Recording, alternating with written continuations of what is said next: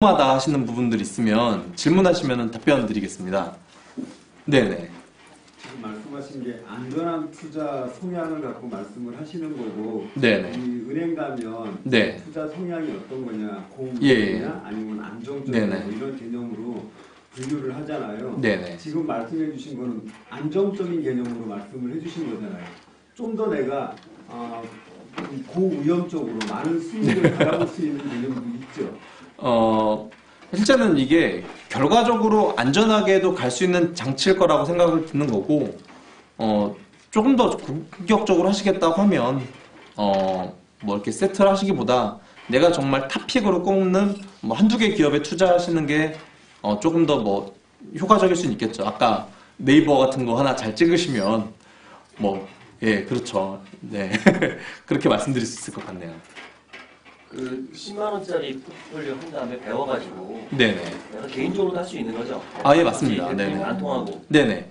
그 이후에도 개인적으로 하실 수 있는 방법, 오늘은 당연히 이제 시간 관계상 제가 좀 짧은 시간에 중요한 내용만 효과적으로 좀 전달하려고 보니까, 빠뜨렸는데, 뺄 수밖에 없는 부분인데, 당연히 개인적으로도 다 하실 수가 있어요. 저 말고도 이렇게 하실 수 있는 업체들이 많이 있습니다.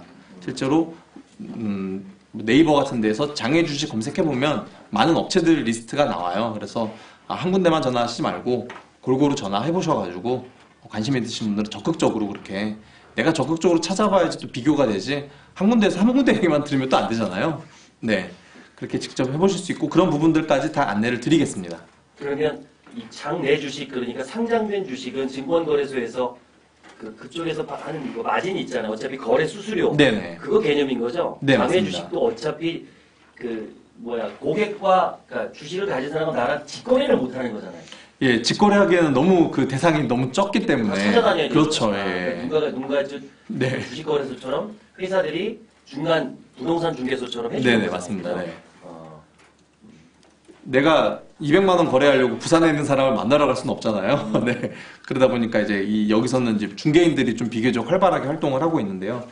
어떻게 보면 저도 그 중에 하나일 수도 있고, 중개하는 면에서는 그렇고, 좀 그거보다는, 제가 좀 더 집중하는 부분들은 이렇게 투자하기에 괜찮은 기업들을 발굴하는데 저는 조금 더 포커스를 많이 맞추고 있습니다. 임박한 기업들 가운데서 정말 이 기업 투자했을 때 괜찮을까. 그런 기업들을 하는데 좀 역량들은 많이 쏟고 있고요. 매도 시점을 이렇게 안내해 주시나요? 네네. 어느 시점 중에 딱? 네네, 맞습니다. 그럼 그것이 그 기업의 평가조차 보고 계시니까 뭐 짧을 수도 있고 길 수도 있고 그러겠네요. 그렇죠. 예. 일단은 저는 일차적으로 그 진입한 것 대비 30% 이상 그 시세가 올랐을 경우에 일차적으로 좀 안내를 드립니다. 그래도 좀 기분 좋으시라고. 네. 물론 매도가 또 그때 가능하실 겁니다. 근데 잘 안 하시더라고요. 그리고 그 각 모든 그 투자 회사마다 투자건마다 사실 그 내재적으로 이론적으로 이 정도에 있는 기업이 얼마 정도 주가를 받는 게 적정하다라는 거는 모든 기업들이 다 있어요. 거기에다가 얼마만큼 거기다 프리미엄 줄 거냐 뺄 거냐에 따라서 실제 시장 가격들이 형성이 되는데 그런 것들을 기반으로 이 회사가 지금 충분히 그 가격에 근접해 있다라고 하면은 1차적으로 또 그것도 안내를 드릴 거고, 그리고 통상적으로 상장을 하는 그 시점의 주가가 그 내재 가치보다 더 많이 고평가되어 있을 경우들이 많이 있습니다. 일종의 아파트로 치자면은 뭐 무슨 우리 프리미엄 붙는다고 하잖아요. 딱지라고 하는 피 그런 경우들이 있는 게 일반인들은 그 일반 IPO를 하는 일반 공모 때 투자를 하게 됩니다. 그럴 때 경쟁률을 뚫고서 이제 투자를 하게 되는데, 그러다 보니까 이제 경쟁률을 뚫고 투자를 해야 되거든요. 경쟁률이 1000대 1이면은 내가 1000만 원을 돈을 입금시키면 10,000원어치 주식을 받는다는 얘기예요. 그러다 보니까 나는 많이 투자하고 싶은데 많이 투자를 못 하게 되잖아요. 그렇기 때문에 과거에 이미 기존에 발행되어 있는 주식들의 가치가 올라가는 현상들이 많이 있어요. 그래서 만약에 공모가가 10,000원이다 하면은 기존에 있는 구주들은 17,000원, 8,000원 정도의 가격 형성되는 경우들이 비일비재합니다. 근데 상장을 해서 과연 주가가 계속 항상 오르느냐 빠지냐? 이건 정말 알 수 없어요. 과거에 역사적으로 통계를 내보면 51대 49라고 해요. 1년 정도 시점이 지난 시점에 공모가 대비 올랐던 기업이 개수가 한 비율적으로 한 51% 정도 되고 빠진 기업이 49%가 된다고 해요. 즉 진짜 알 수 없다는 얘기예요. 그러니까 IPO를 진행하는 과정 중에 공모가보다 비교적 높은 가격에 파는 것도 나쁘지 않은 방법이라는 거죠. 기간이 좀 상대적으로 짧으면서. 그렇기 때문에 그때 매도하는 경우도 당연히 그때 안내를 드릴 겁니다. 그리고 마지막에 옵션이 세 번째는 나는 진짜 괜찮아. 이 기업 뭐 그냥 매도하지 않고 계속 같이 어디까지 가는지 한번 지켜볼 거 하시면 그대로 보유하고 계시면 됩니다. 실제로 지금 여기 있는 방 안에도 그렇게 해서 보유하고 계셔서 자산을 많이 읽으시는 분이 계세요. 누구라고는 말씀을 제가 안 드리겠습니다. 네, 너무 많이 제가 언급을 드린 것 같아가지고, 네. 뭐 이제 하나 실제 사례로 이제 좀 사례를 살짝 말씀드리는 게 좀 와닿으실 것 같은데, 그 신라젠이라고 하는 기업이 장애 주식에서 굉장히 유명한 기업이에요. 이제 바이오 기업으로 이제 그 신약 개발하는 회사인데, 장외에서 최초의 투자가 권유되었을 당시에 3,500원이었어요. 그리고 상장을 할 때 주가가 대략 한 2만 원 정도 근처였습니다. 일단 이것만 하더라도 주가가 굉장하죠. 그리고 주가가 많이 빠졌어요. 네. 한 몇 개월 동안 한 10,000원대 정도 근처에 주가가 좀 오래 있다가 그리고서 다시 주가가 탄력을 받아서 지금은 10만 원 정도 가격에 가 있습니다. 그런데 재미난 건 뭐냐면 장외에서 주식을 투자하셨던 분들은 10만 원까지 안 팔고 계시는 분들이 꽤 많아요. 그런데 똑같이 예를 들어 뭐 장외에서 10,000원에 샀다고 하더라도 상장에서 10,000원에 사신 분 같은 경우는 10만 원까지 못 갖고 가요. 다 2만 원 되기 전에 팔아요. 진짜 이건 확신합니다. 열의 9은 2만 원이 되기 전에 팔아요. 참 희한하죠. 힘들 때 산 거는 내가 뭔가 좀 가치를 부여하는 것 같아요, 이렇게. 예. 그래서, 제가 그래서 아까 말한 그 장애 주식의 단점이 오히려 장점이다라고 말씀드린 부분은 그 팔기가 어렵기 때문에 오히려 괜찮은 기업일 경우에 장기 투자가 가능하다라는 것 때문에 그 회사의 좀 성장을 좀 효과를 극대화시킬 수 있는 그런 투자가 가능한 게 장애 주식 투자의 묘미라고 볼 수 있을 것 같습니다. 네네. 어디하세요? 네. 궁금한 게 많은데 네. 관심 그 단점을 장점이라고 자꾸 말씀하시는 것 같아요. 네네. 제 생각에는. 예, 맞습니다. 매도콜을 한 다음에 네네. 매수자가 있어야지 팔리는 거죠. 네네, 맞습니다. 그것 때문에 시간이 걸리는데 네네. 가격을 굉장히 낮추지 않으면 안 팔리는 네, 거죠. 맞습니다. 맞습니다. 우선. 네네. 그래서 보통 욕심이 좀 나잖아요. 네네. 그래서 많이 깎아주기 싫고 막 이런 게 있는데 그래도 평균적으로 며칠 정도가 걸립니까? 며칠 정도로 보통 사람들이 보고서 매도를 부릅니까? 아, 매도를 내가 의사표현을 했을 때 체결이 되는 실제 체결이 되는 그 기간이 한 1, 2주 정도를 보시면 될 것 같습니다. 근데 상황에 따라 좀 다른 게 그 좀 유통이 좀 원활한 기업 같은 경우는 그날 당일에도 가능하고 경제지가 바로 예. 그거는 싸게 던져서 그런 거고. 아, 예. 꼭 그렇지 않고 가격 시장 가격은 좀 다른 거야. 네. 그러니까 이제 괜찮은데. 그러니까 아까 이제 하나 좀 과거로 좀 뒤로 돌아서 말씀드리면 사실 이 시점이든 요 시점이든 이때 당시에 투자할 때에는 사람들의 관심이 별로 없을 때예요. 그러니까 이 회사가 괜찮아도 사람들이 잘 몰라. 혹시 이 중에 혹시 바디프렌드 혹시 모르시는 분 계신가요? 다 알죠. 이제는 다 아시나요? 근데 한 몇 년 전까지만 해도 모르는 분들 굉장히 많았거든요. 바디프렌드라고 좀 관심 있는 사람, 투자 쪽에 관심 있는 사람 다 아는데 나는 근데 이거 몰라. 그런 경우들이 굉장히 많아요. 아까 이제 그 제가 사례로 보여드렸던 기업이 뭐 실제로 이제 회사 이름은 한국 PMG 제약이라고 하는 회사인데 이 회사가 그 관절염 치료제를 만드는 회사거든요. 매출이 300억 정도 되고 그 약국의 약사로 있는 친구한테 얘기했더니 굉장히 잘 알더라고요. 근데 내가 관절염 안 걸린 사람들은 몰라요. 이 기업이 있는지 없는지.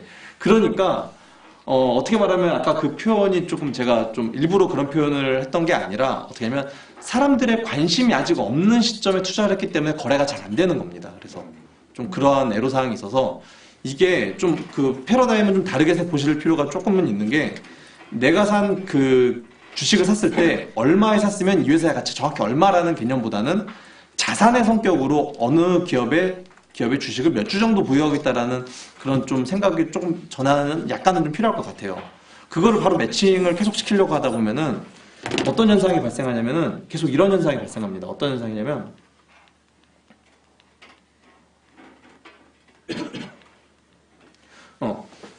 어떤 회사 A라는 업체를 통해서 주식을 취득을 했어요. 근데 원래 원가는 이 가격이었기 때문에 얼마 정도 시간이 지나서 소량, 일부 물량이 풀리면은 이 가격 근처에 풀릴 수가 있어요. 그럼 사람들이 무슨 생각을 하냐면 나는 10,000원에 샀는데 반토막 났어. 라고 이야기를 합니다. 이건 좀 근데 그런 개념은 아니거든요, 이게. 예. 그래서, 좀, 장외주식 투자에 있어서 아까 말씀드린 건 분명히 단점이 맞아요. 제가 봐도 단점이 맞아서 좀 급하게 투자해야 되는 돈이면 안 하시는 게 맞아요. 예. 왜냐면 이게 진짜 분명히 치명적인 단점이에요. 요거를 극복하지 못해서 좀 손실 보시는 분들이 생각보다 많이 있어요. 예.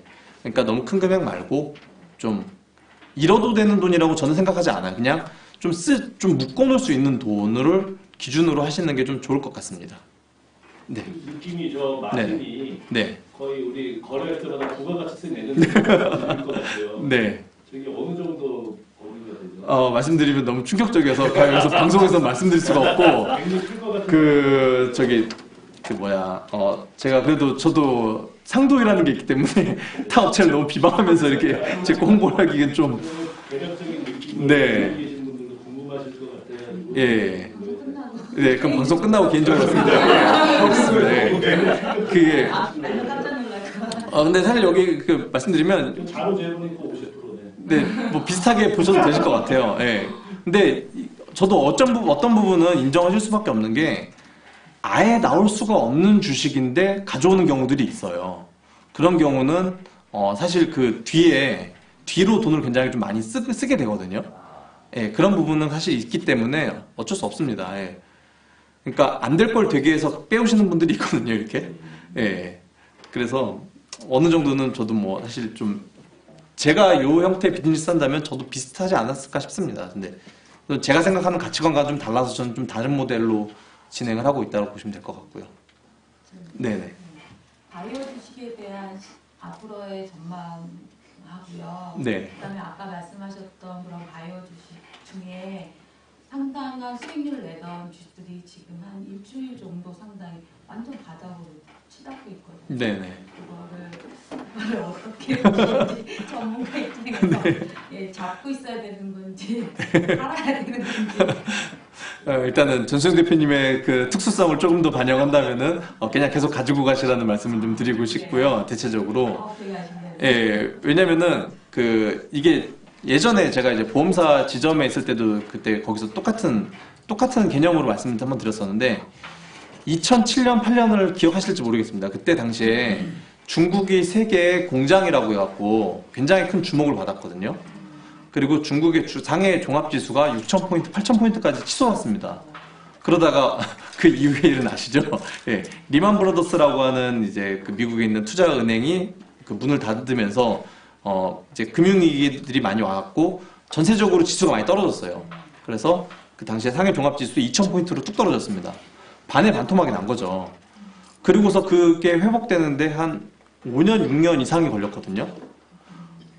그런데 어떻게 보시면 되냐면 항상 투자라는 거는 투기가 몰고 다니고 수밖에 없습니다. 이게 어떤 투자 대상에 대한 가치가 이게 정상이라고 했을 때 완만하게 이렇게 상승하는 경우는 절대 없어요. 항상 거품을 끼고 와 갔다가 이게 꺼지고 사람들이 잊혀진 기간 동안. 근데 중요한 거는 사람들에게 투자로서는 잊혀졌지만 해당 산업은 그대로 가고 있다라는 거예요. 중국은 그 당시에도 주가가 빠졌을 시점에도 세계의 공장 역할은 그대로 수행을 하고 있었거든요. 7%, 8%라는 성장률을 가지고. 그러고 가니까 그러다가 어느 시점에 다시 한번 관심을 가질 때 그때 다시 가격이 오르게 되고 그때 오르는 가격은 보통의 경우는 그 직전의 가격의 고점을 뚫는 경우들이 대부분이에요. 아까 닷컴 기업의 경우 사례를 든 것도 마찬가지입니다. 제가 오늘 차트는 안 갖고 왔지만 그 당시에도 뭐 네이버, 다음 뭐 등등 하는 그런 기업들의 주가는 굉장히 폭등했었어요. 그리고서 다 거품 빠졌죠. 그리고서 망했다, 뭐 쓸데없다, 다시 굴뚝산업이 최고지, 안정적인 게 최고야라고 했지만 산업은 갔거든요, 그쪽으로. 지금 인터넷으로 비즈니스 하지 않는 분 있나요? 아무도 없을 거예요, 아마. 저희 부모님도 해요. 예. 저희 부모님도 해요. 예. 핸드폰 전화만 되면 된다고 하셨던 분이 핸드폰으로 카카오톡, 네이버 안 되면은 불을 내세요. 유튜브 안 되시면은. 그런 것처럼 투기가 먼저 가고 산업은 조금 뒤따라가는 경향들이 있으니까 여전히 우리나라가 지금 제 아버지들 세대가 될 거예요. 뭐 40년생, 50년대, 60년대 이 나이 인구가 많으신 분들이 다 돌아가시기 전까지는 바이오 사업은 일단 헬스케어 바이오 산업은 일단 우리나라에서 간다고 보는 게 맞을 것 같습니다. 이게 근데 아까 말씀드린 것처럼 당연히 주가도 그에 맞춰서 똑같이 이러한 그래프로 간다는 말씀은 아니에요. 이건 어떻게 갈지 몰라요, 이거는. 예. 근데 분명히 산업이 가면 언젠가는 따라갑니다. 이것을 견딜 수 있느냐 없느냐의 차이죠. 네. 네네. 네. 볼까요? 네. 샀는데 또 떨어졌어요. 근데 전승 대표님은 개인적으로 좀 이제 그 분산 투자로 이제 좀 눈을 돌리시면 어떨까라는 제가 네. 더 이상 발표 뭐 없으시면은 오늘은 이 정도로 마무리를 지을까요?